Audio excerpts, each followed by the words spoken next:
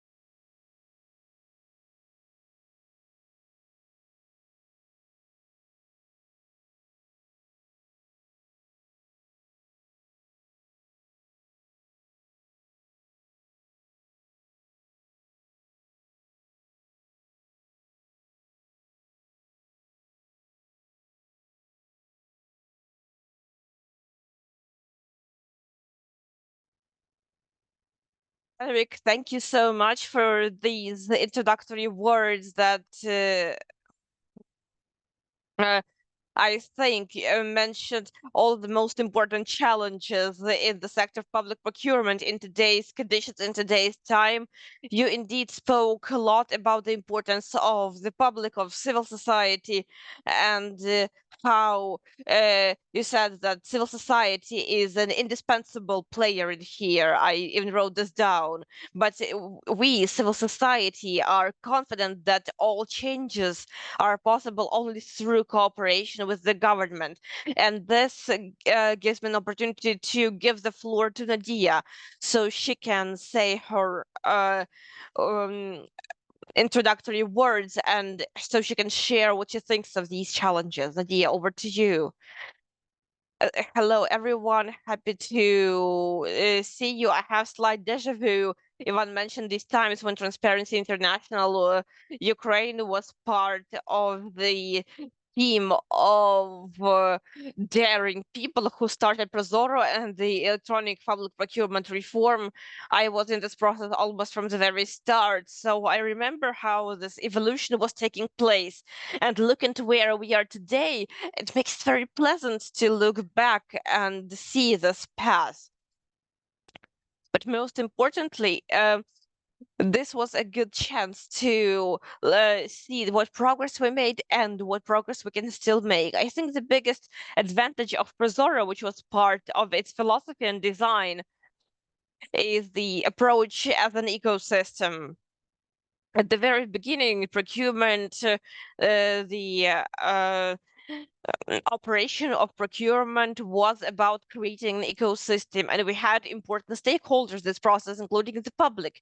And based on this logic, we had no doubt that access to procurement should be simple and convenient so that the ecosystem of our stakeholders would have an opportunity to receive this information and build processes. I think at this point we made a bet on Prozorro and it worked, and we can see now that it ensures sustainability of the Prozorro system. It ensures further evolution. Of course, the war posed additional challenges, including, the challenge that we had to respond to the challenge.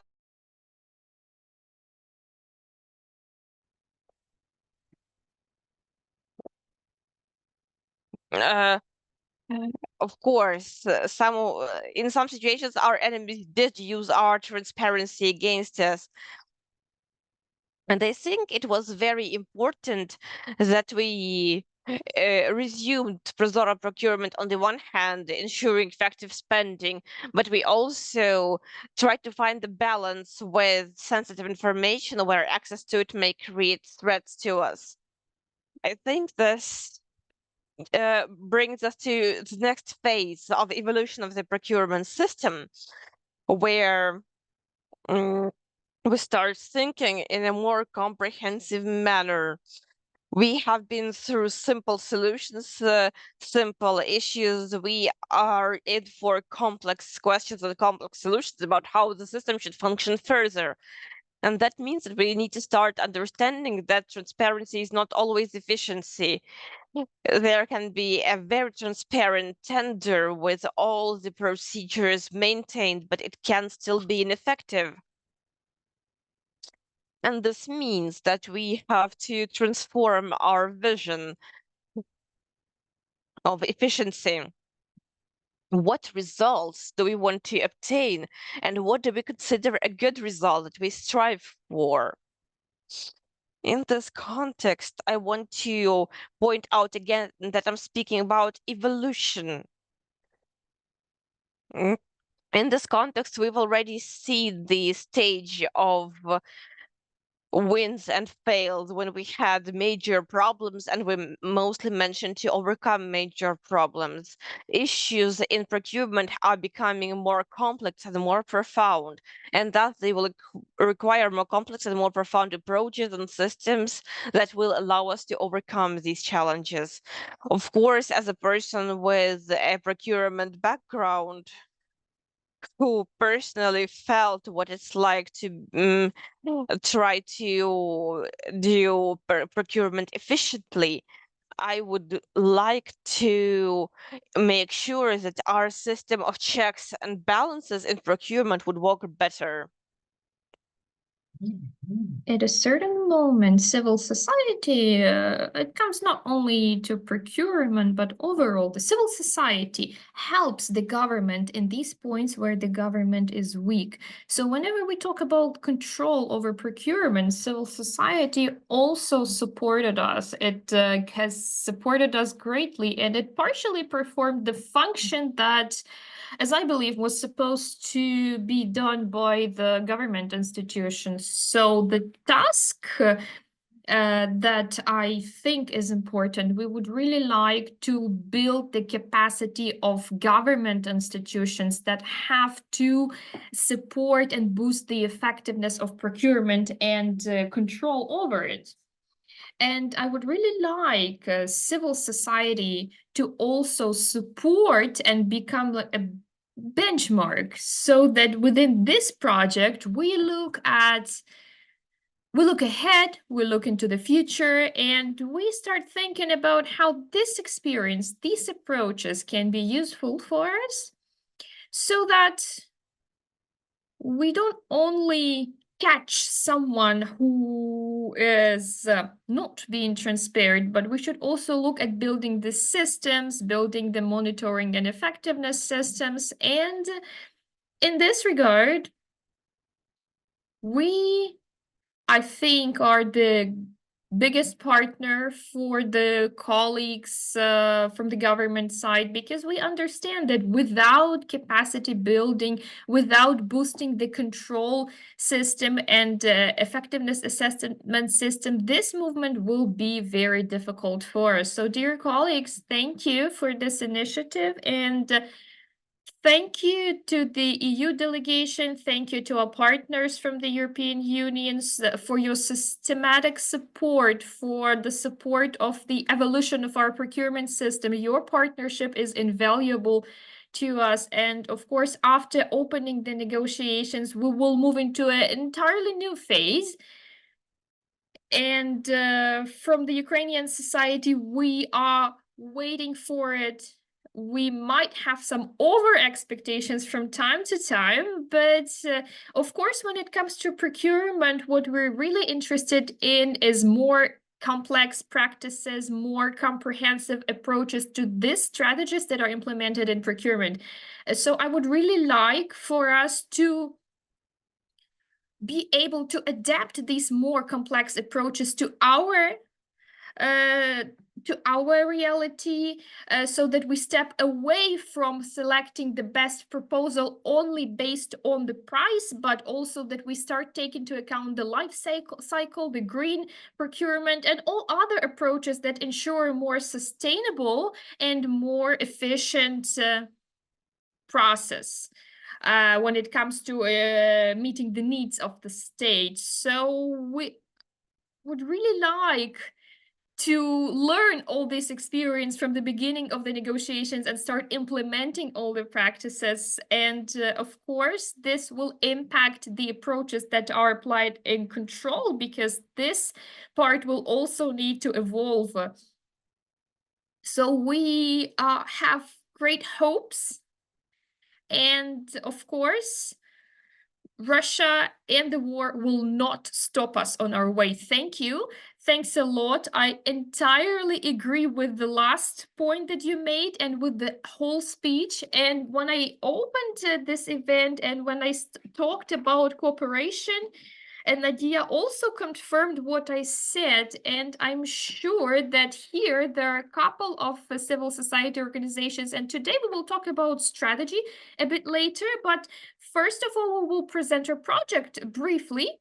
But still, as I believe, for many players in civil society sector have a lot to offer and to support the public procurement sector. And here it's important to listen to our discussion, to listen to Valerie, who will present the strategy a bit further. And it's important to start the open meeting with the Department of Public Procurement and offer something that they are ready to do.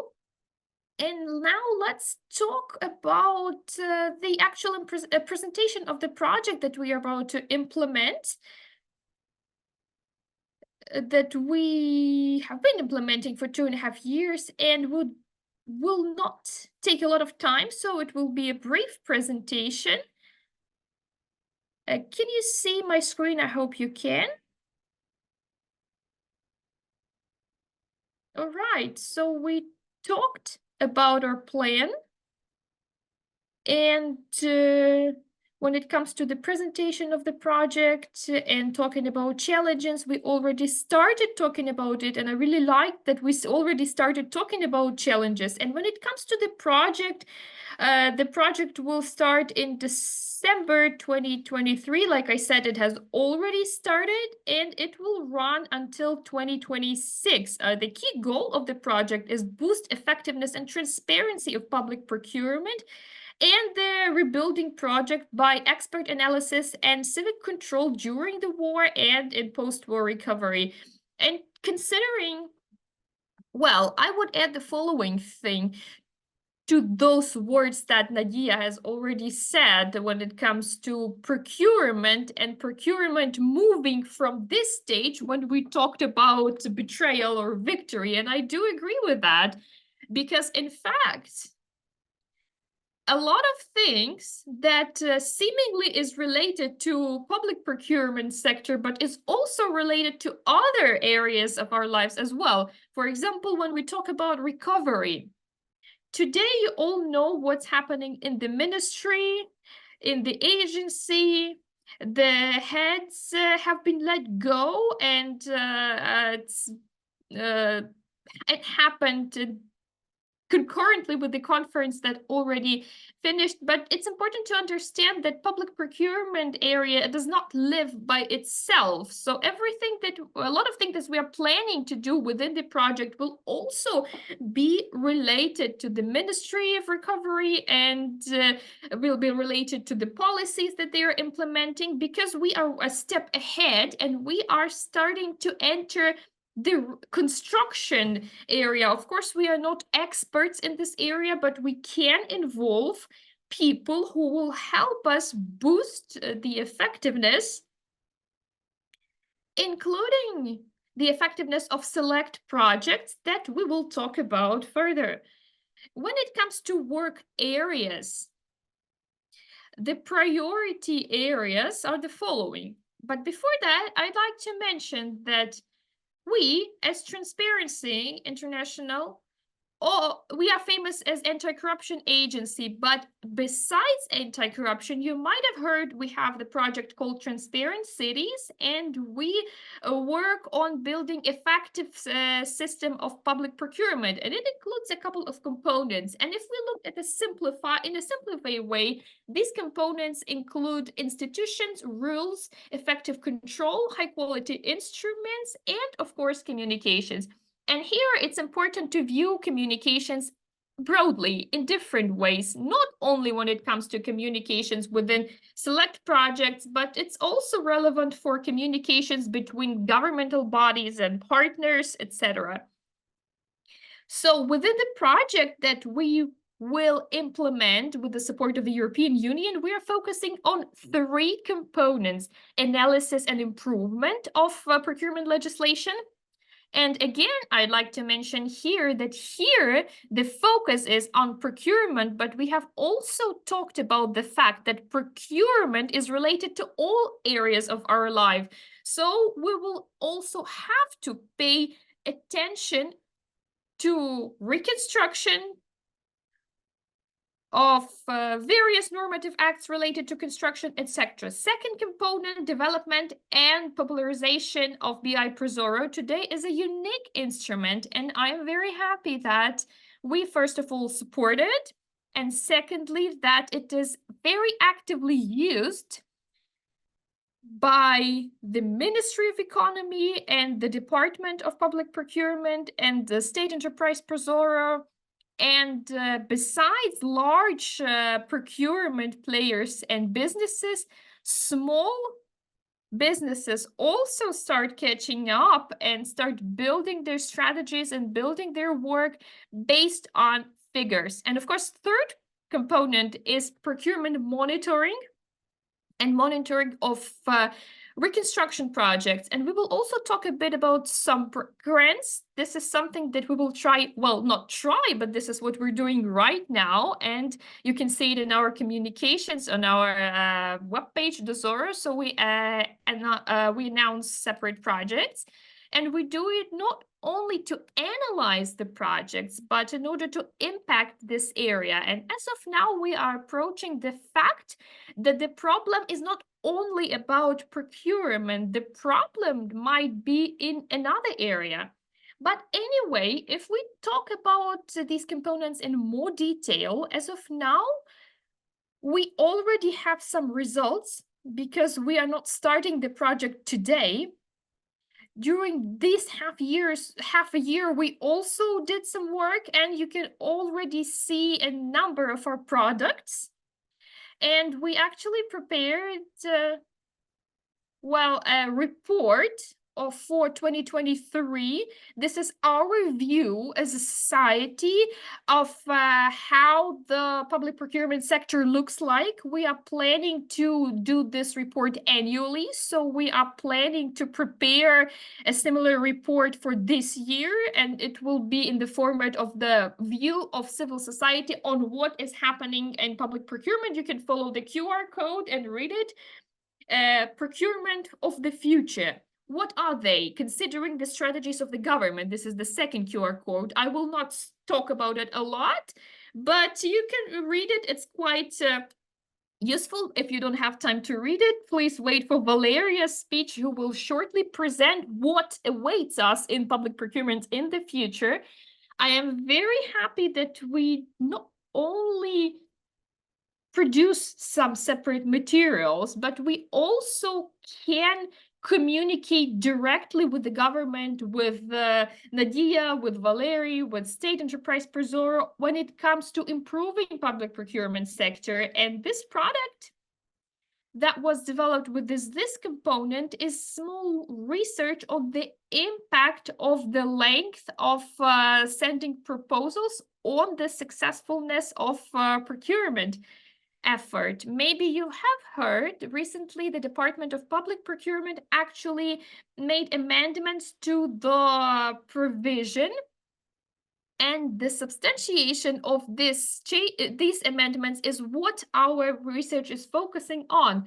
And based on figures, we reached the following conclusion. The time frame is not enough for sending proposals. In construction, this is the minimal time frame. So as of now, this time frame has been revised. Thank you for that. And I think that in the future, we will also work on research that will substantiate our conclusions. And the next component, like I already mentioned, we do a lot of things based on analytics. And this is the module on analytics that allows not only us, but anyone, any civil society organizations, any business, any journalist, any procurement player to have a look at the necessary information. We keep improving this module, and we have various partners who support us in this area. But of course, within the support that we are talking about, we have a plan to integrate with DREAM. All of you probably know about this system. This system aims to ensure transparency, and as I would put it this way, make the reconstruction in Ukraine understandable. So we would like to integrate and take the data that are uploaded by self-government bodies, information about procurement, and we would like to unify everything in one place. And I know some colleagues that work a lot on this area. And we are actually interested in procurement because the module on the analysis of public procurement is focused on that. And the key challenge for us, and I think we will talk about it today, is the risk indicator. Risk indicators in all senses of this word. Well, first of all, we are focusing on risk indicators in state auditing service. They are the Department of Public Procurements and other agencies are working on it, and I know that the colleagues from the World Bank support this, but when everything is finalized, we are ready to take these risk indicators in the module so that we understand and track the monitoring and track the problems related to public procurement. So this will also appear in the analytics module. This is what we plan on. And of course, current support and development of module.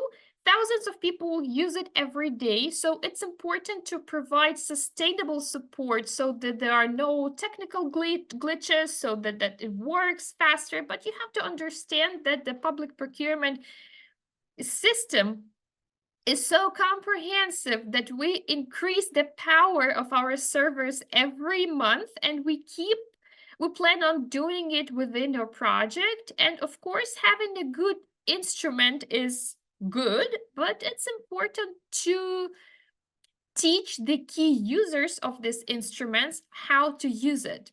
And actually here, training for various stakeholders is something that we also do. And within this project, over 5 training events already took place, and those events were related to teaching our users. And among them, there are journalists, even state auditing service. So the first training that we started within this project was focused on the employees of the state auditing service, and we focused on the public analytic module of BI Prozorro. And of course, if you have a request, a training request to learn more about the module, there are people who actually work on it. There is a trainer who, after you contact us, will process your request. We will try to combine it with our training, or we can have a look, and if it's about a more unique approach to you, maybe we will develop a separate training program specifically for you and will help you learn more. And of course, the key area, and I believe without this area, effective improvement of public procurement cannot happen.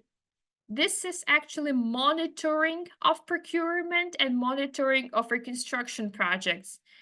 Here, the slide says monitoring of procurement and reconstruction projects. And if we look at it first, it looks as though those are different things. And we talked a lot with Alexandra, who is present today, about the approaches to procurement monitoring. Should we first monitor procurement and then monitor the projects? Of course, we can adopt 2 different approaches, or we can follow how we started doing it. We united these things, and we're monitoring procurement by monitoring at the same time the project, monitoring the submitted proposals, and we are actually finding a lot of interesting things. There are a lot of talks about betrayal. As Nadia said, we have already moved from betrayal to victory, but still the past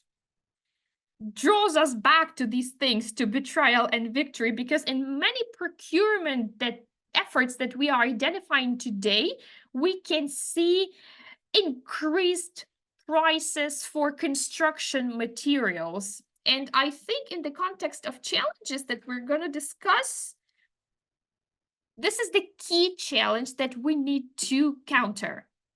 And it's clear that the question here is not about specifically public procurement sector. So we need to actually enter the reconstruction area, to enter the normative legislation area that regulates certain aspects of the area.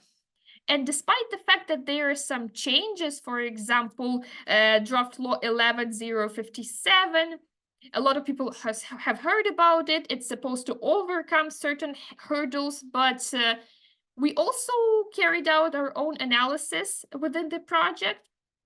And we have to understand that this project will not fix all the problems 100%, but it will allow us to see the figures that we're starting to see right now, for example, increased prices, etc.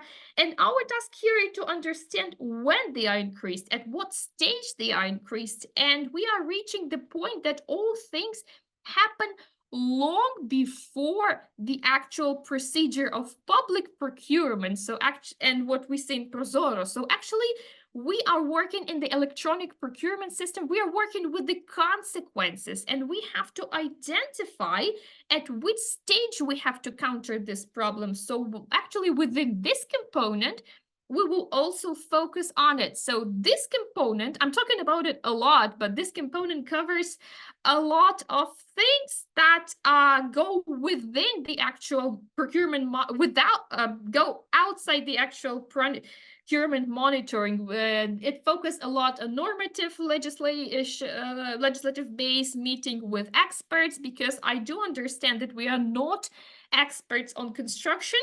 But anyway, we as civil society would like to understand how our limited funds because of the war are spent on reconstruction, on large projects, and not only on large projects. Previously, we developed a methodology of civil society monitoring. You can also see that. And you can select your path as a civil society organization, as somebody who is interested in government. You can describe the life cycle of the project, and you can see where we as public can make a contribution to prevent violations. And of course, the last component that we also spoke about and announced, these are sub-grants for regional organizations. Here, I would like to give the floor immediately to Denise, because Denise, are you with us? Over to you. You can say a few words about what we are planning in that context. Hello, I am the leader of Civic Control team. This will be the 5th grant where we provide sub-grants. Our sub-grants are provided in 2 stages.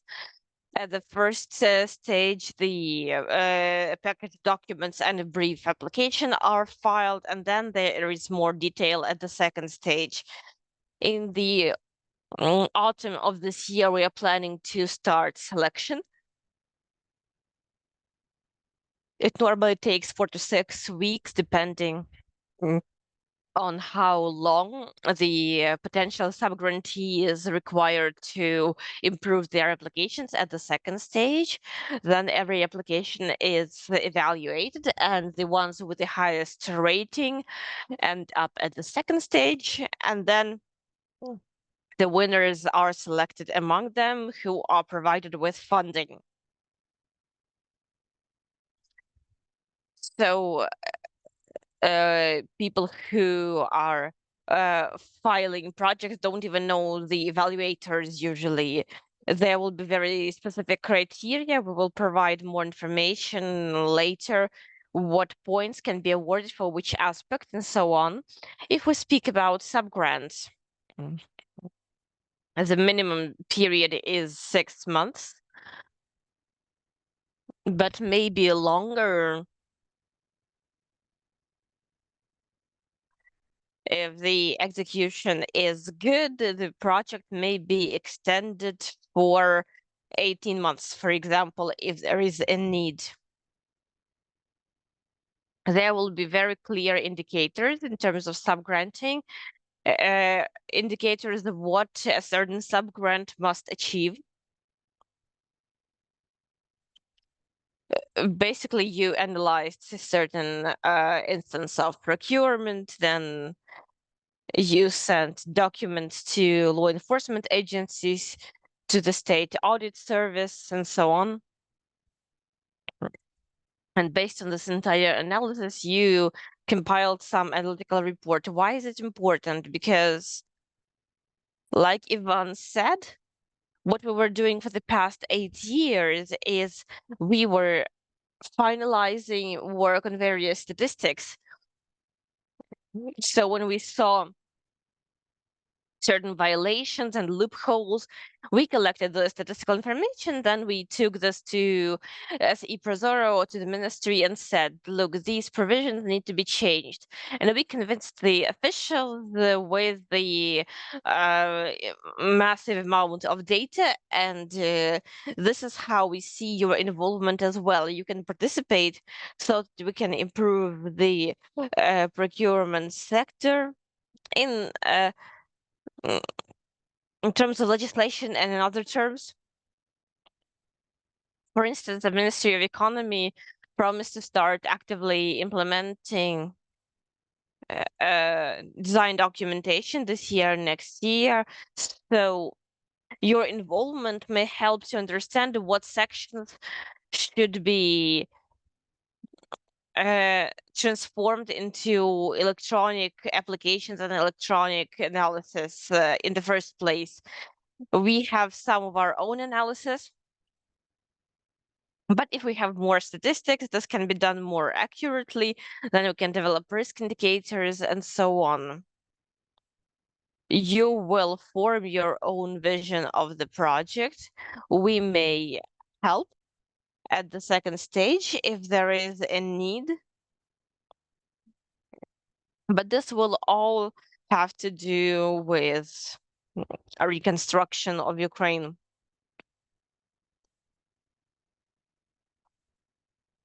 A certain priority will be given to monitoring in the regions or other work in the regions where you are based, but there may be different situations, the remote work and so on, because when we speak about a certain interaction,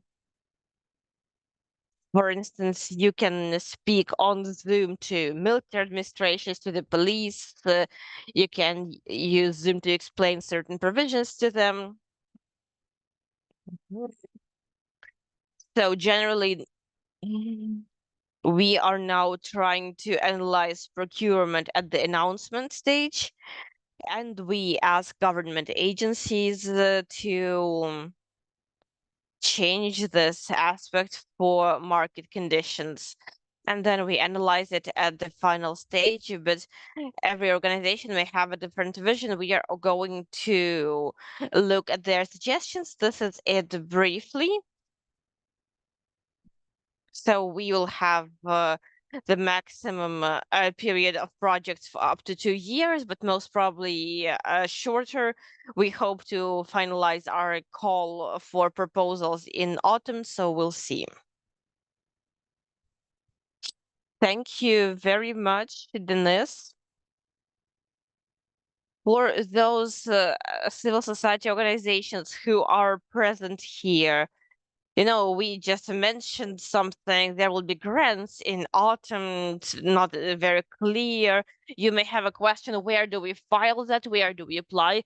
For those who are watching us and who are interested in this, please message us either here or message us on Prozorro. Send us your contacts and tell us that you are interested in these grants. This is so that you definitely don't miss it. We will organize a newsletter for those who are interested in this opportunity. And as soon as we announce it, we will send out invites with an opportunity to participate in this call for proposals. So please sign up to the Prozorro page on Facebook. We will be happy to have you as part of our team. Thank you very much. And here we are moving on to our third component, which is to speak about challenges. Even though we left them as the last part, we have been speaking about them since the very start. We spoke about challenges, about room for improvement, and it is not a secret that everything that the government does is one way or another reflected on the ground. So today, during the discussion, we are also going to speak about what is happening on the ground. And we will discuss this with NGOs that have something to do with it. And now I would like to give the floor to Valerie Sherhin. Valerie, you should have an opportunity to share your screen for a presentation, and Valerie will tell us what we can expect in the next 5 years in the public procurement sector. Where are we going? Are we in the dark? Are we lighted? Hello, friends. Hello to our dear European partners and friends, Eric, Ekaterina, happy to see you at this event. And since the presentation is going to be in Ukrainian, I will send a link in the chat to the English version of this presentation so that it is convenient for you to follow along. It is actually very simple. Just one moment. Here is the chat. Okay, I sent it. Let me know if it works.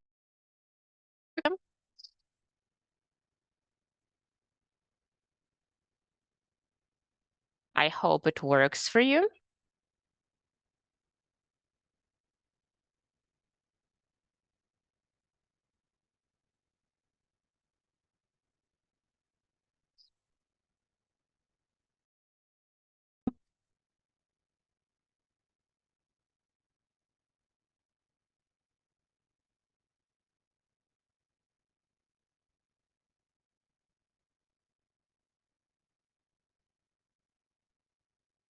Okay, while I'm looking for my presentation in Ukrainian,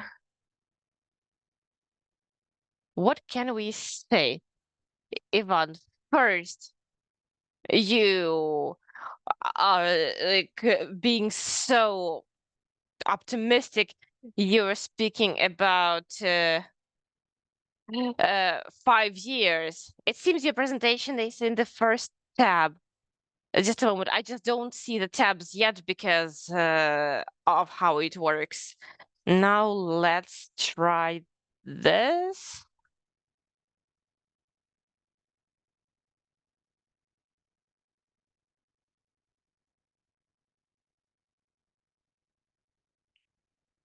Here it is. Thank you everyone for your patience. Ivan, a 2-year strategy, the previous strategy ended in 2022. Then in 2023, we developed a strategy for 2024-2026.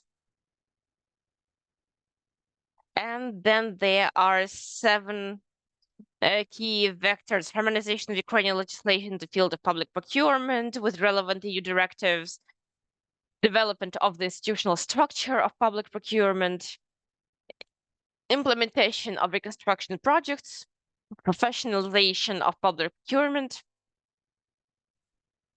development of the electronic procurement system, involvement of civil society in the development of the public procurement sector. Actually, this is what our meeting is connected to, and international cooperation in the field of public procurement.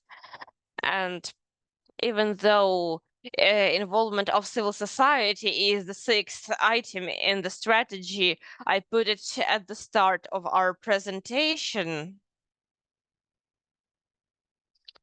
I think we can stay at this slide and we can have a discussion. What does the strategy say? The strategy is about involving civil society, and there is this phrase, ensuring the active interaction of civil society during the creation and discussion of all rulemaking initiatives related to the field of public procurement, as well as ensuring the availability of public control over the effectiveness of public procurement and spending of public funds.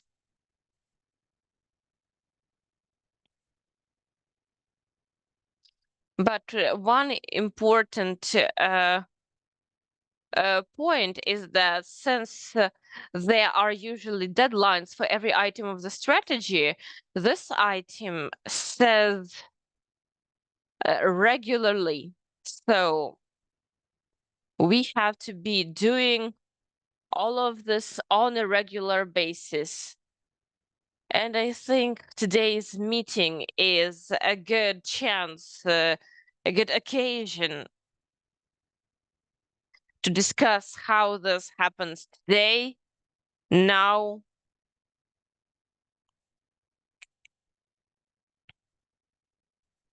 Let's mention this important point about the participation of civil society, discussion of various problems in various sectors of public procurement, because it is much more useful and effective to identify problems at the very start without waiting for a fail when like in Ukraine, when a small fail turns into a big fail, and then we take this big fail and then we discuss it and then we emblazon it on our flags and get overwhelmed with it. Sometimes it is very vivid, but probably not the most effective way.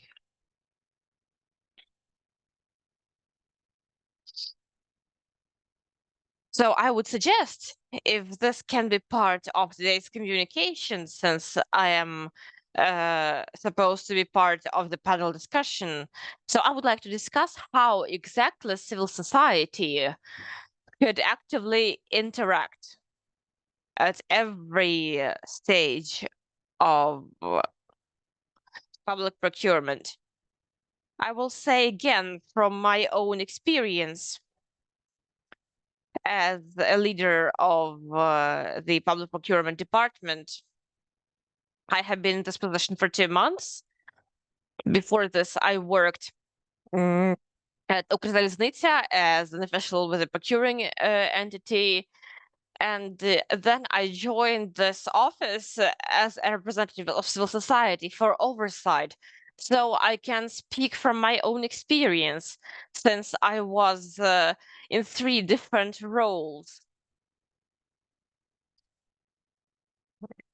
I was a procurement officer, and now I'm a leader of the department that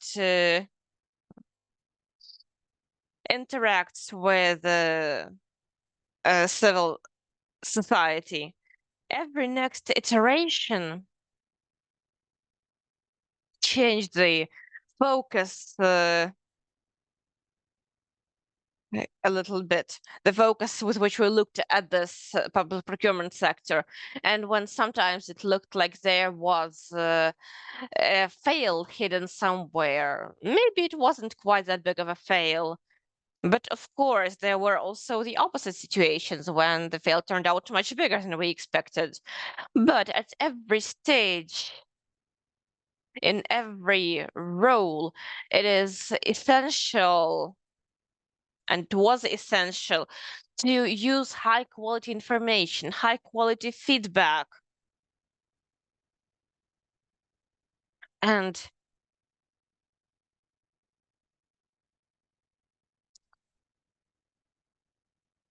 we needed to identify problems at the early stage. And when it was possible to identify them at an early stage, that's when we achieved the biggest effect.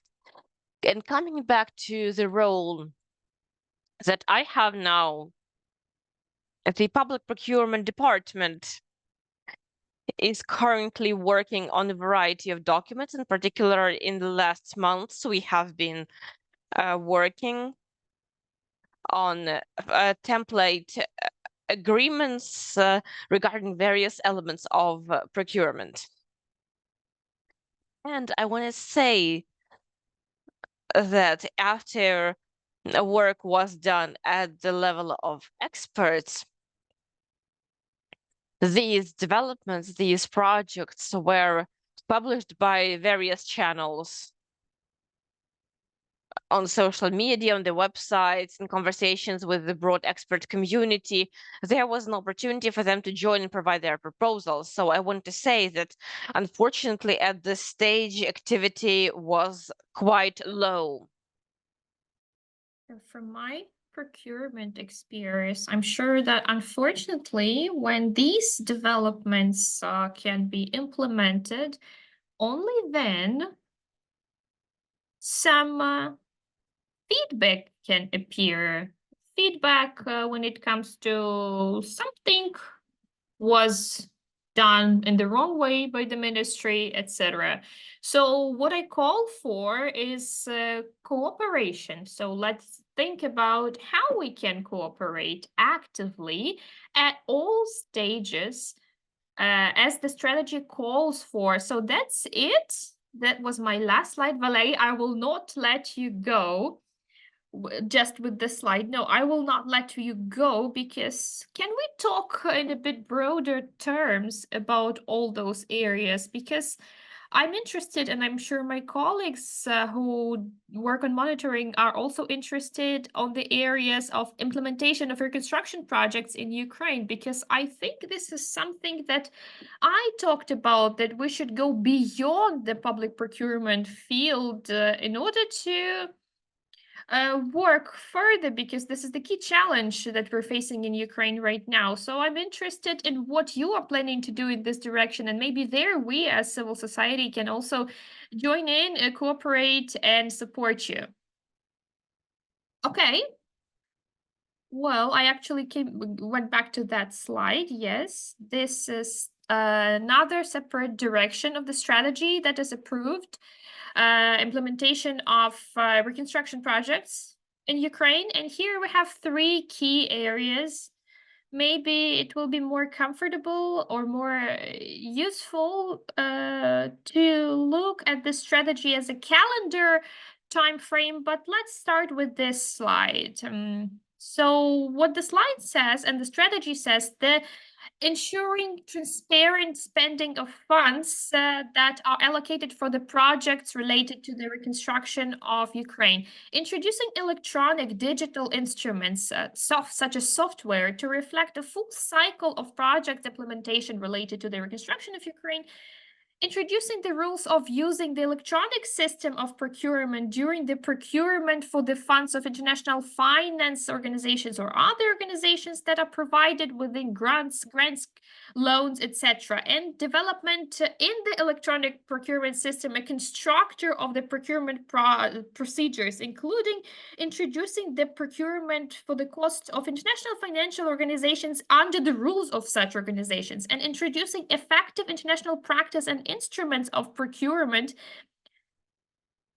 and introducing electronic instruments to reflect the full cycle of projects related to the reconstruction in Ukraine. When we say this, we mean the integration of the Prozorro system with the DREAM system. Let me just try to switch to the next slide. Can I jump in here, if you don't mind?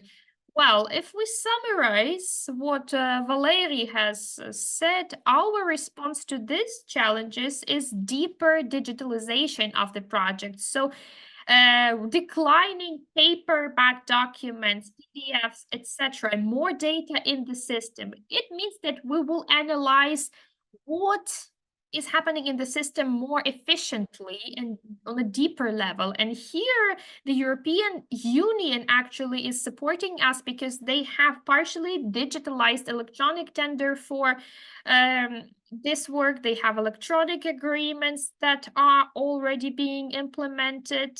We will also start from Prozorro Market. And actually, just yesterday, Artsinger helped us develop drafts of typical agreements so that we have templates, unified, standardized templates that we work with. And right now, they will appear on the market, and after that we will share this practice to the so-called large Prozorro. And of course, we are looking at what's happening in Dream and how they are digitalizing this stage before the tender. This is important. What Ivan said, that the problems appear where?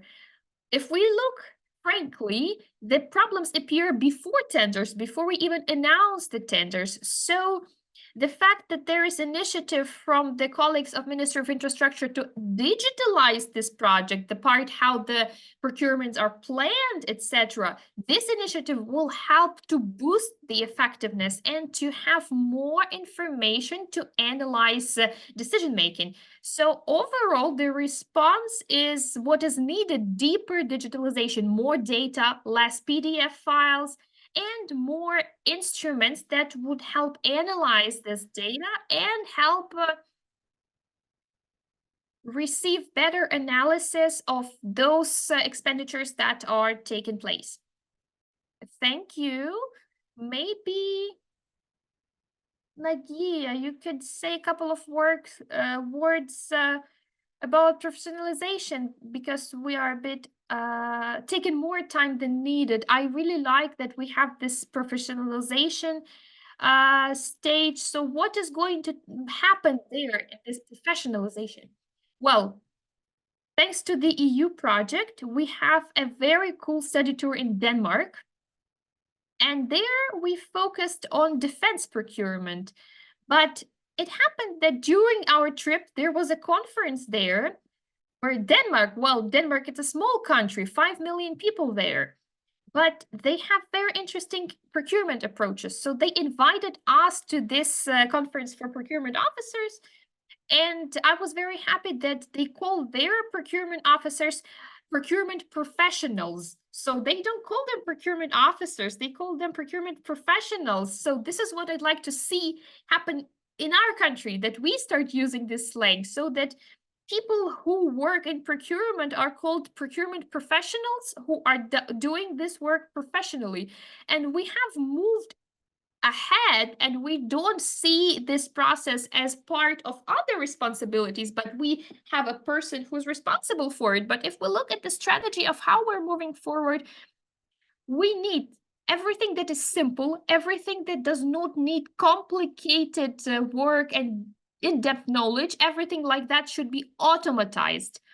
So we are strengthening the role of Prozorro Market, because market is a good tool for simple parts of procurement, so that if this is an enterprise who doesn't purchase anything except for potatoes, for example, they don't need to study total cost of ownership, dream procurement, sustainable procurement, etc. So simple things should be automatized and simplified, so that simple things can be purchased faster. But when it comes to complex parts of the work, we have to learn to work in these complex area. And when it comes to professionalization, we have to learn to introduce more complex approaches and instruments. That's why in the new law, we see new procedures of procurement, dynamic systems of procurement, innovative partnership. We will start trade with limited participation as an additional tool. We will work on design context as a new procedure. So we will see a broader list of instruments, like in a joke. When you have one hammer in the hand, you can only work with nails and the hammer. This is the only way you can work with. So what we need to do is we need to give more instruments, to have more instruments in our hands, so we can have a broader scope of instruments to work on the adopted strategy. And we started some pilot things on TCO, and you know that in Prozorro, the procurement mechanism including the life cycle cost is has been implemented for a couple of years, but the practice is, we lack the practice. There were two pilots last year. Now we can see that some people went further and started procuring by themselves, and we will support them. We will support the customers who would like to introduce this practice. And of course, when it comes to more complex practices, they need more expertise. And that's why, together with KSE, we are working on it. And they included a separate module on TCO in their training courses. And we're going to have a look at how many people after this module are ready to work with these approaches. But of course, if we should split the procedures. When we talk about small and simple steps, they should be automatized and transferred to market. And when we looked at more complex things, we need to introduce a broader scope of instruments that will boost the effectiveness of procedures. Well, I'm sorry that I'm taking so much time, but well, it's a good thing that I stayed on the call so I can contribute with something. Well, I have a last question to close this topic on strategy, and it's quite a broad one. And I think this is related to the first question, reorganization of the procurement legislation on Ukraine. So Nadia or Valery, whoever is able to answer, what should we expect in the near future? What should we do and what next steps we should implement? For those people who don't clearly understand what next steps should be done by the government so that we close this chapter on procurement in the right way. And I think this is where we will begin, as far as I understand, right? Yes, this is where we will begin, but we will end with everything else. So this is the fundamental thing, as the colleague says. We start with procurement, but by 2027, we have the time to ensure this fundamental. And you know that we drafted a draft law and we started working on it last year before we became a candidate. So when we were working on this draft law, it was aimed not to ensure full harmonization with the European legislation. The goal was, we had a plan before that, we had an approved plan before that, and we worked according to this plan to acquire the candidate status. And based on this plan, we had to implement a couple of measures. Like I mentioned before, the new procedures that are in line with the European Union. Also, they had note that the auction was not necessary. Also, we had a requirement about 2 participants, and they didn't have this requirement. They also had an opportunity for the proposal to be of high price, and we did not have this. So those are the things that we tested during the war, and we had a look what impact they have and whether the risks are taken into account there, whether there are some benefits and whether the benefits overweight the risks. So this is what we will transfer to the new legislation, and we expect to adopt this draft law during this year, and it will move us closer to harmonizing our legislation with the European directives. At the same time, we launch the screening with the European Union. So on the experts on the EU side will carry out screening of the Ukrainian legislation, whether it complies with the European directives. And because we have this draft law and it has to be adopted, this complicates the process a little bit, because we have to understand that the screening has to take into account this draft law that we are about to adopt. And based on the result of this screening, there will be a plan, like this delta that stays. We have to plan how we're going to implement these next steps. So in July, we are going to have the first meeting with our colleagues from the EU, and we will discuss all of these at that meeting. Thanks a lot.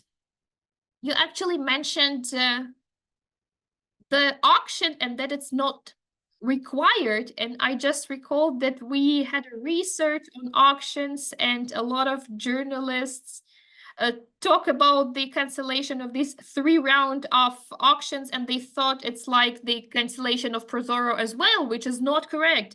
But anyway, based on this data that we managed to obtain, we see that the 3-round auctions have sense. especially when it comes to costly procurement. So the question here is about how we're going to find an agreement with our EU colleagues.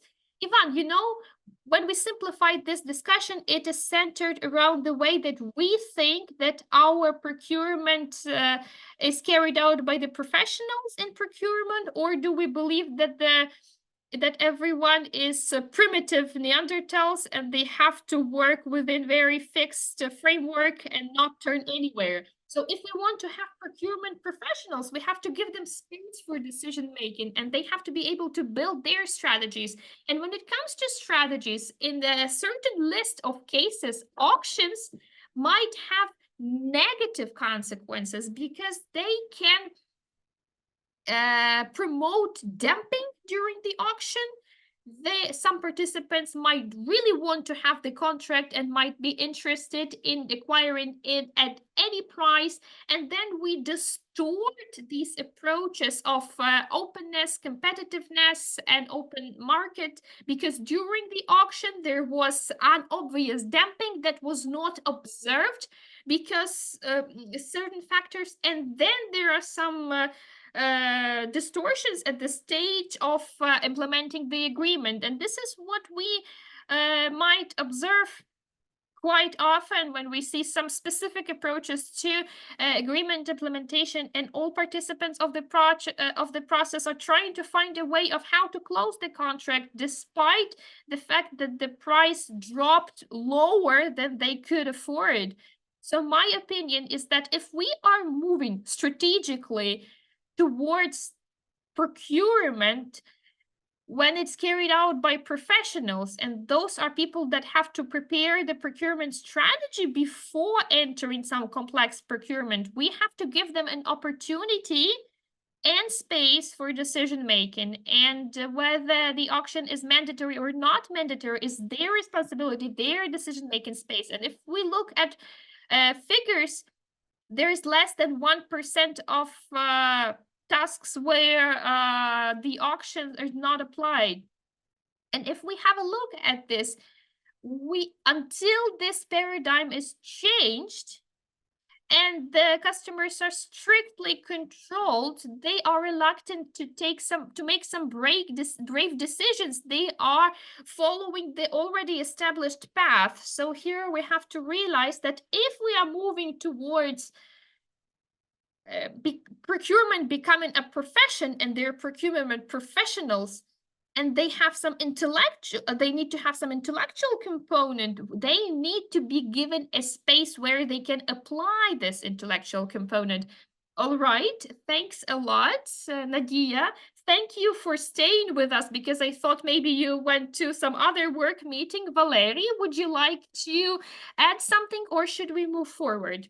Well, I will just add that, in fact, yes, I agree that simple procurement need to be carried out by simple instruments, and let Prozorro market professionals do it. When it comes to complex procurement, when we talk about big equipment, and they choose between several options, let us, as the ministry, to think about how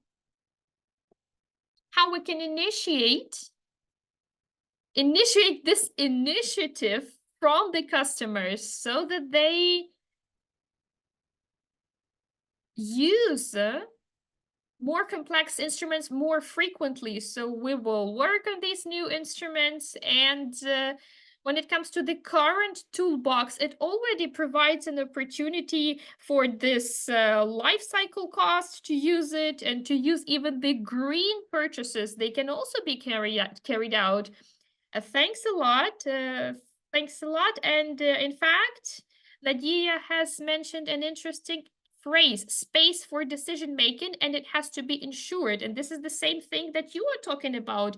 And when we talk about this decision-making space, I think there is an interesting transition to starting the discussion with civil society organizations that work with procurement monitoring, including the regions. And the first questions that I'm going to ask Denise Lee, I'm going to ask you.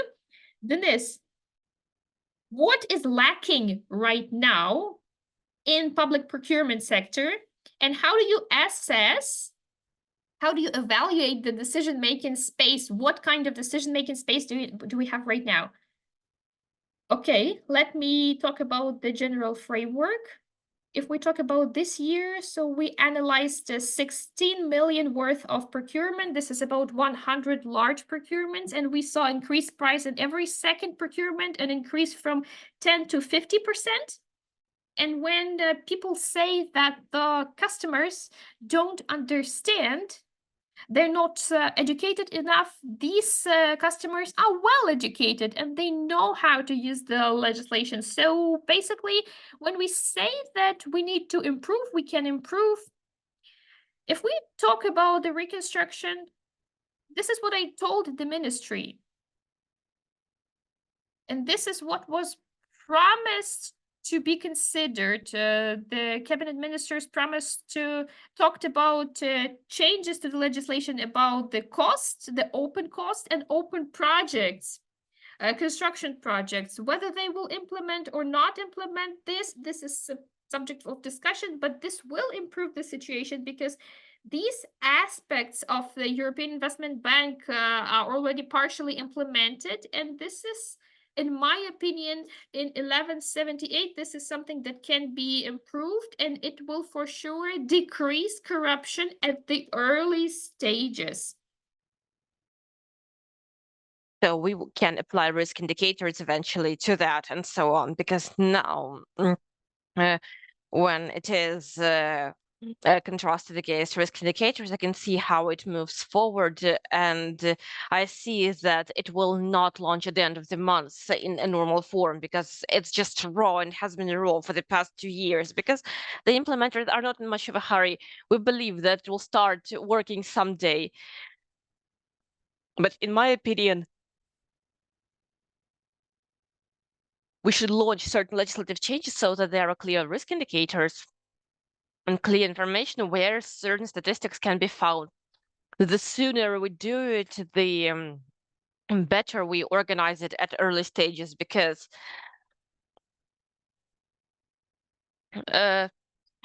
projects are usually not analyzed, they are not available, and prices there are inflated for concrete or for TVs or something. Doesn't matter. They are inflated from the very start. And procuring entities say, this is the project that we received. We don't know anything about this. So they go like, we have a project, leave us alone. But according to regulatory act, they can also get involved if we speak about the second sector with systemic corruption in 2024. It's healthcare, medical equipment. When we hope that head doctors who receive a good salary will fix this, I tell them, you inflated the price by at least 15 million when there is, for instance, an X-ray device costing 80 million. In SE medical procurement, you can see the very same device. Due to vertical pressure, these heads of medical institutions and procuring entities are not ready to change the expected value because they all understand how this all works. And in order to change it, we need to change the paradigm of responsibility. Because if we look at 2023, in 2023, the State Audit Service fined 32 or 33 individuals, I think. So out of 6,000 procurement instances, they had less than 1%, like about 0.5% of violations. I divide the procuring entities into 3 types. Those who violated something because they didn't know, those that were inattentive, and those who knowingly violated something.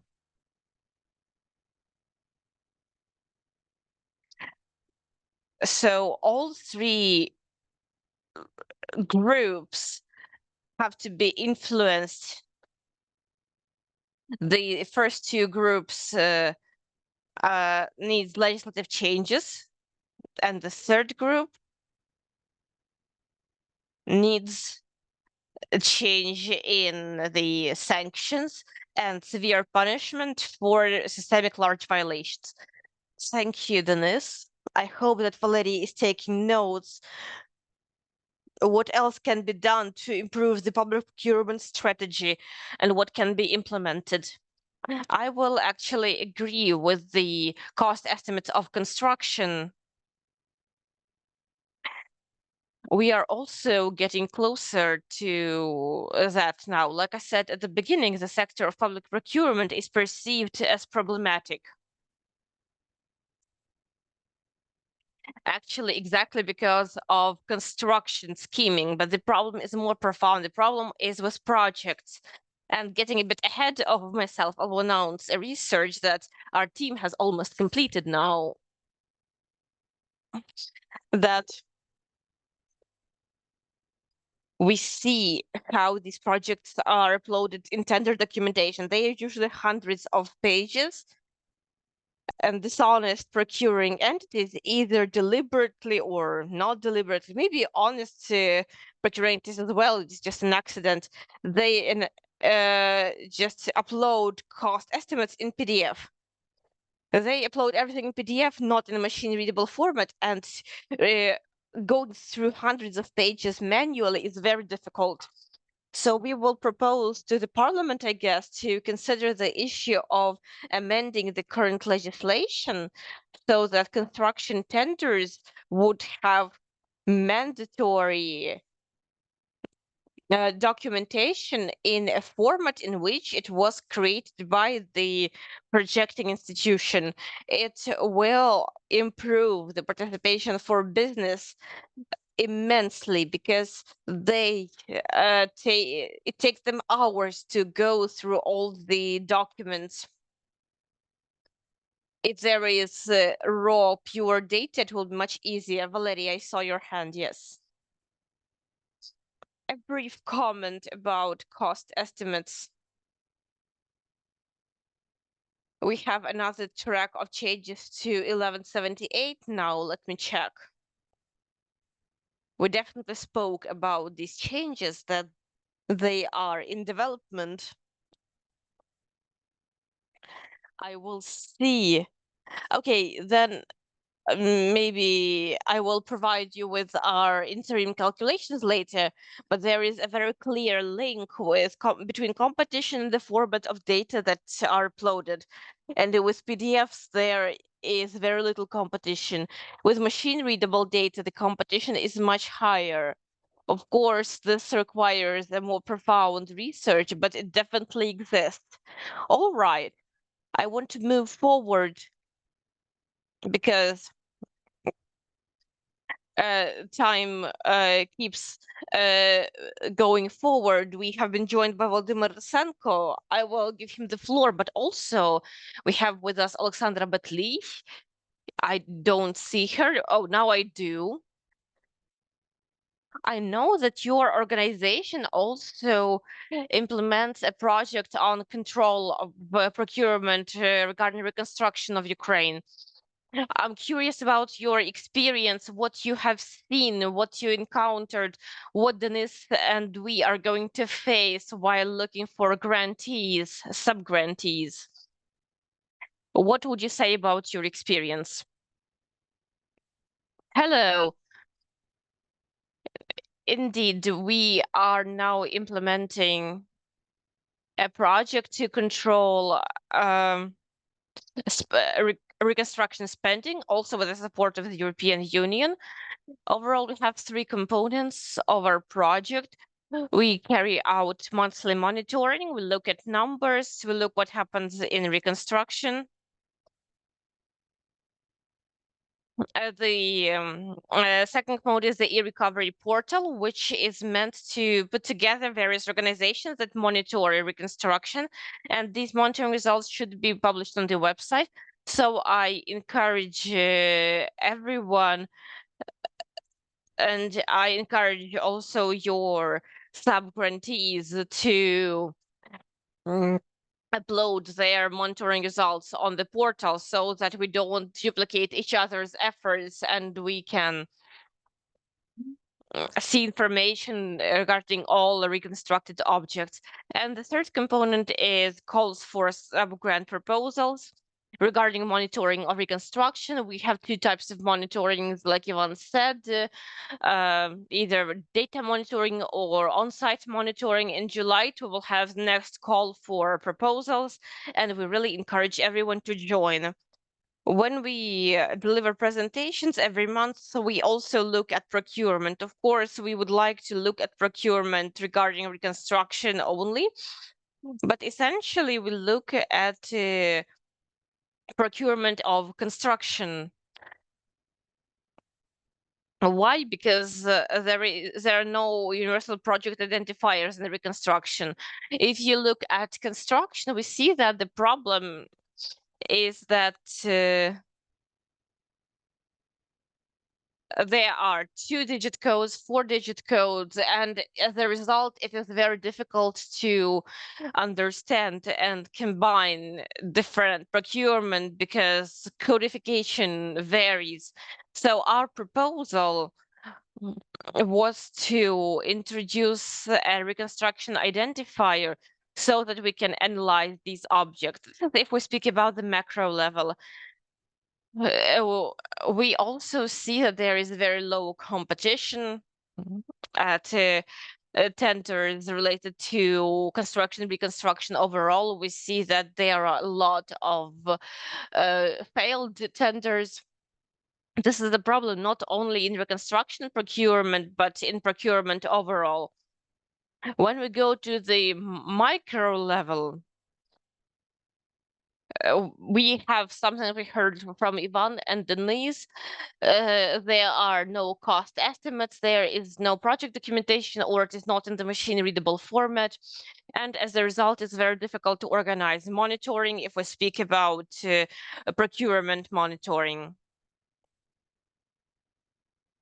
We observe inflated values. And if I may, I would like to mention another problem that I see. It is something you spoke about at the very beginning. We should not only speak about procurement when we speak about monitoring of construction procurement. We need to speak about changes in construction legislation, because when we see the order of the Ministry of Infrastructure about creation of cost estimates and the construction standards,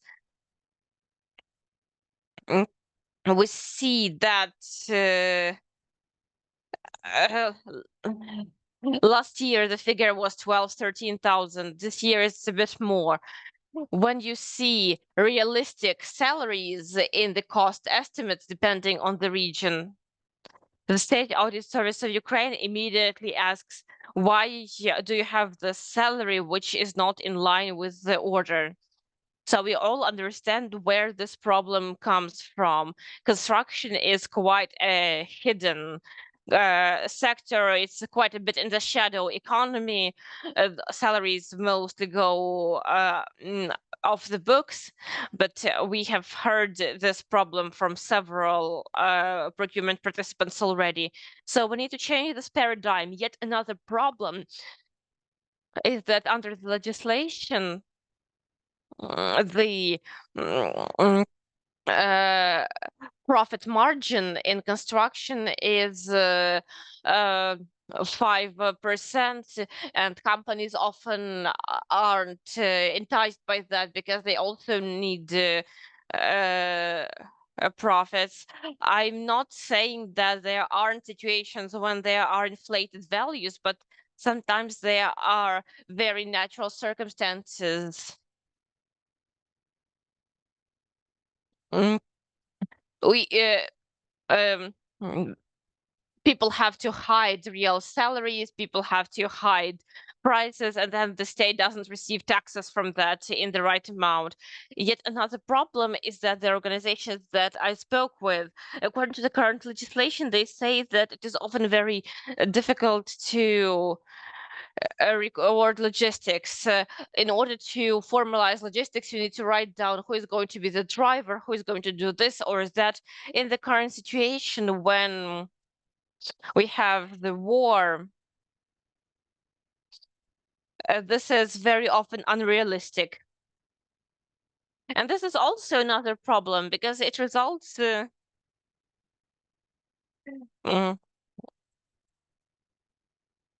we need to touch upon other spheres here and what is happening with the construction regulation here. I agree. This is what I meant when I was talking about this. Thank you, Alexandra. I want to ask Volodymyr Rysenko, as a representative of one of the leading anti-corruption organizations, Kharkiv Anti-Corruption Center, that works a lot with public procurement. Do you see light at the end of the tunnel? Do you see any changes in the time while we have had Prozorro? Have you seen changes for the worse, for the better? We started at first that we need to move away from wins and fails. What do we have here? Can you hear me, colleagues? Yes. I actually thought of this issue. And you know, the schedule of wins and fails reminds this sort of waves diagram from me. Because procurement depends on the actions of central authorities, law enforcement agencies, the state audit service.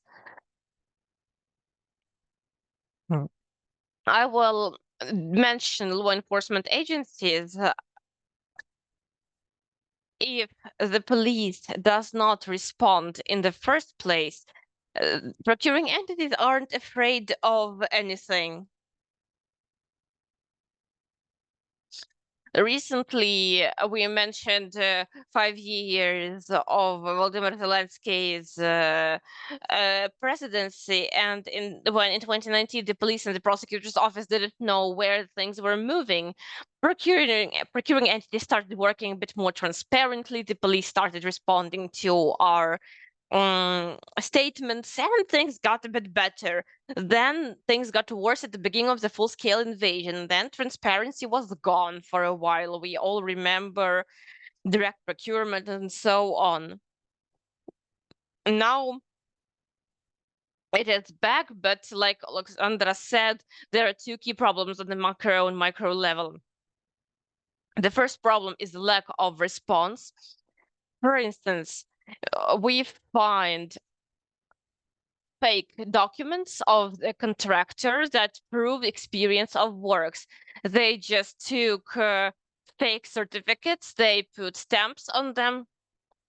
You open these objects, information on them, you see that a completely different company was doing it, you report it to the police, you call those who signed these certificates, you sign those who did this work, and the case is over. It is done, but a year has passed and there is nothing, no actions of the investigators. Nothing has happened, no progress here. Do you think there may be a problem in the context that maybe the same companies usually participate? Construction is usually, traditionally, all these companies have had criminal proceedings. Do you think this is a problem now, considering the scale of destruction that we have faced, that we don't have enough business that could cover the needs? I think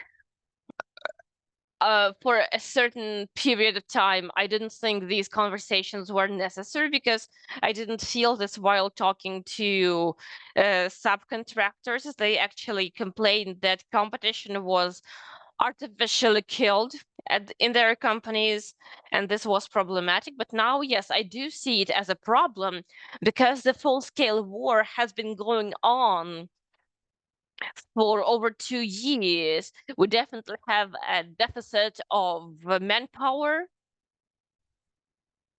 And this is not only connected with a physical absence of manpower, but also workers don't want to get employed officially. Yesterday, we accidentally saw a court decision when a person is brought to court for avoiding military draft. But this person is employed at fortification facilities in Kharkiv Oblast. So the person essentially works in the defense sector, but unofficially.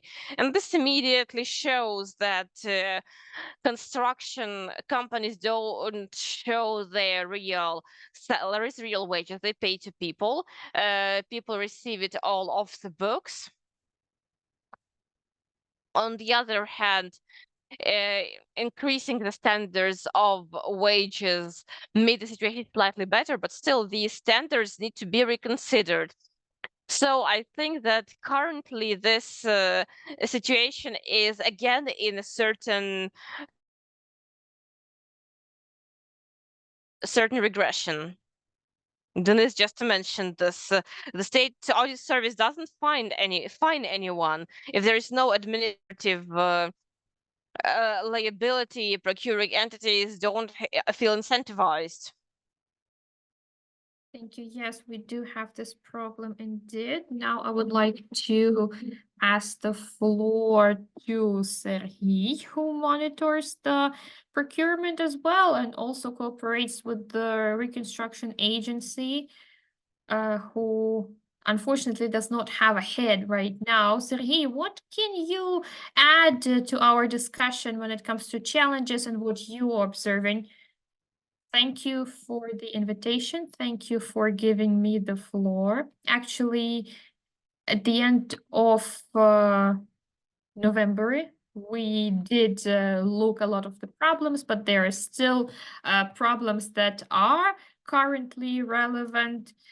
For example, the problem of calculations, price calculations, and the collection of information about the construction materials involved.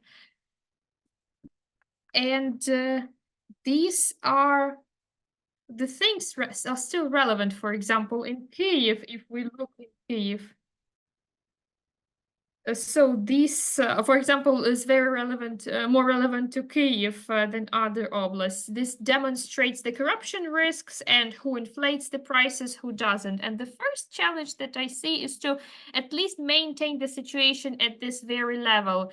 I'm not even talking about the fact that oblast state administrations, they are not reconstruction agencies. They don't publish calculations because of the things they don't want to see, show the prices. So the key task that we have to do is to mandate them to publish the calculations. I think that this thing is at the level of the parliament, and there is a registered draft law.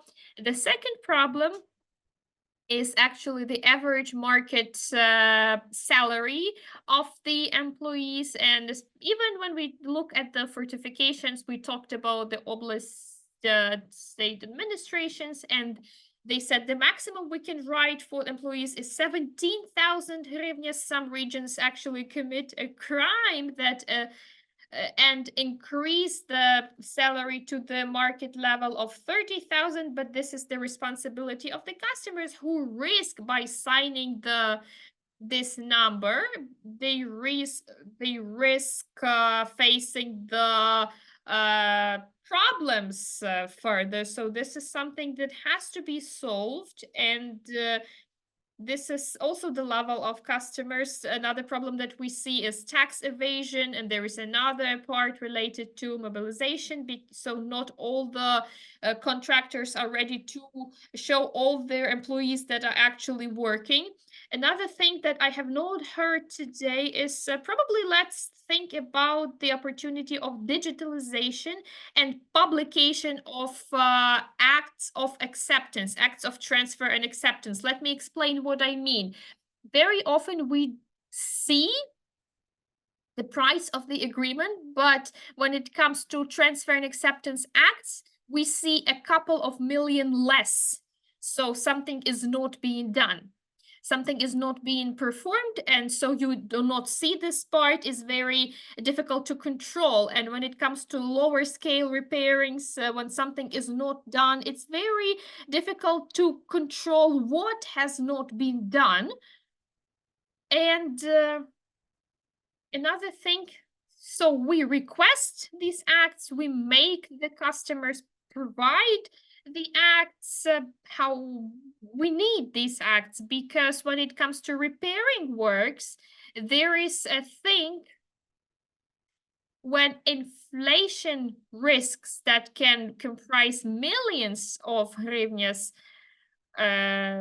so there are prices, there are amounts that are not used or inflated, or in order to monitor the whole complex of reconstruction, we need the acts. So without having these acts, we cannot confirm certain corruption risks, and there is something we can overlook. And number four, challenge number four in procurement of Ministry of Defense, what I mean is that if before we talked about construction in general, right now we do not see it in the budget of the Ministry of Defense. So the money went to the Ministry of Defense. We do not see this money on Prozorro system. And this is one of the challenges. How do we see how our budget money is spent? How this budget is allocated? I do not have any suggestions right now. This is not for this meeting, as far as I understand, because we're talking about challenges, Prozorro, and monitoring. So this is what I can say from the civil society side. And when it comes to the general trends, we have two problems that we're facing. It's difficult for me, first of all, is hate of procurements when we talk about repairing works, or for example, when they involve large funds. Even on Prozorro sites, civilians come and demand that the money be spent on the army, on the drones. So the hate, when I'm talking about, the experts and the media representatives do realize that the money for reconstruction is needed as well, because our infrastructure will die without it. This is something that is necessary, and this is something where the money should be allocated as well. We cannot give all the money to the army, and this is something that we should share with the ordinary citizens, that the money for reconstruction is needed, because otherwise everything will die, will stop functioning. Having this long-term war, we cannot avoid spending money on this sector. So this is something that should be explained. This is something that should be shared. And the second challenge is the lack of businesses and companies. So companies do not want to work with Prozorro, so that they don't face any challenges later. So what Prozorro did, they invited businesses to take part in the tenders. They said, we are open, we do not demand corruption, we do not engage in corruption. And if this work continues, and we will have better successes at the tender level as compared to what we have now. And that's it for me. Thank you. Thank you. I think that each speaker that we heard today added their own important marks and points that we need to consider within the cooperation with the civil society. And this is something that we should move forward through the public procurement department in order to improve all those points. And taking this opportunity, we have a little bit of time. Maybe somebody would like to comment on something. You can raise your hand and I will give you the floor. I can see Alexandra has her hand up. So Alexandra, over to you. And whoever would like to add something too, please raise your hand. So Alexandra, over to you.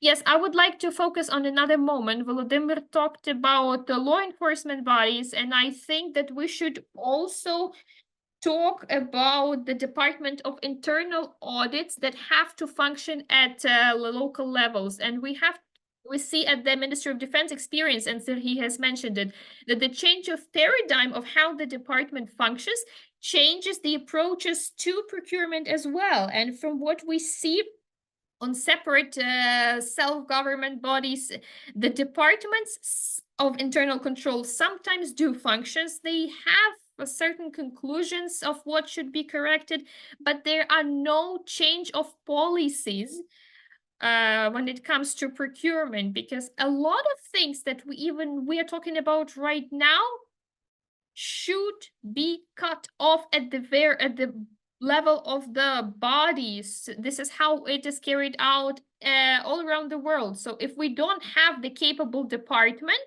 then we are facing the problems later. And this is what we've heard from the previous speaker, that the state auditory service does not provide enough insurance for everyone. And we're facing the same problem in the procurement, and these problems are not solved. So we have to close this circle of checks and analysis of reasons, and we should change approaches to the procurement at the level of an establishment and at the macro level. And I would also like to support what Serhiy said. This is what has already been said before. Even when we build roads or fix roads in the eastern part or in the northern part, this is what we really need, because roads help us deliver armament and evacuate the wounded soldiers. Like Serhiy said, the society is very negative about it. They say that we fix the roads so that to promote the Russia's invasion, and that is not like that. This is a purchase that we need as well. So we are trying not to only criticize, we're trying to be constructive in our critics, because just critics demotivates. So we are trying to be constructive in our criticism. Thank you, and I really like moderating this discussion, despite the fact that I don't talk much. But everything that has been said very close to me, and it means that we think about similar challenges, and I would like to think that we think in the right way, and I'm sure about it. So our key task is to collect everything that we said today. I think we will do it together with the colleagues. So we will put everything together, and we will suggest that these things be included in the changes through Valerie to 1178. And when it comes to the most problematic areas, we will try to contact the relevant ministries responsible for the relevant sectors. And in the chat, Andriy Romanenko, probably in support to what Volodymyr said, Andriy Romanenko said that yes, the problem with the forged documents is actually real, and this is what we are observing as well. And some time ago, we were able to start criminal proceedings for forged documents. It was easier back then. Now it's a bit more difficult. And also Andriy Romanenko is talking about the problem relevant to the regions, about the low quality of project documentation. Thank you, Andriy, for paying attention to this. I think some of you know that there are a lot of cases. I will not name the customer right now, but there are cases when the project included an extra elevator. So there were supposed to be 2 elevators in the building, but the project included 3 or 4 elevators. And these cases are quite frequent, and these is the consequences of the inflations that we find, price inflations that we find in other issues. And considering the fact that we work at the stage of procurement, we, without understanding, are saying that the tenders can be corrupt, can be problematic, etc. So taking this opportunity that there are journalists present here, it's important to look at these details, to comment critically, and I'm sure that this is something that all of us can do here. And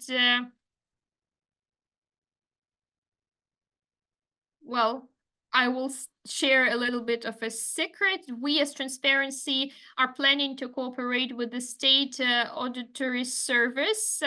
We will analyze their processes and we will try to support their reforms. We understand that this is a challenge and we do understand that this is not something that can be done quickly, but we are aware of the fact that civil society organizations exclusively cannot fight the existing problems. However, in fact, in certain moments, I think that journalists and civil society organizations have more sense that law enforcement bodies work, and this is unfortunately the reality that we work with today. This is the reality that we have to change, and the state has to take care and has to be able to do the right thing. And we have to help the state do it in all the meanings of this word, and taking into account what has been said, I don't see anyone else raising the hands. I would like to say thank you again to the project of the European Union and European Commission for the support that they are giving to our project. I can see a lot of familiar faces, and this is very good that the public procurement community is still together, is still discussing the problems and countering them. And I am hoping that there are a lot of interesting things ahead of us. And in fact, based on our discussion, there are a lot of things to work on, and taking this opportunity for those sub-grantees who are ready to take part in our selection process, please contact us right now. Contact us over Facebook page of Prozorro. Let us know that you are interested. We will keep your contacts to send an invite to you. And as soon as we are ready, you will be the first ones who are informed. I was very happy to see everyone. Thank you for the 2 hours of your time. Somebody joined us from their vacation. Thank you to those who joined ad hoc with a couple of hours notice. Thank you a lot, and see you in the next meeting.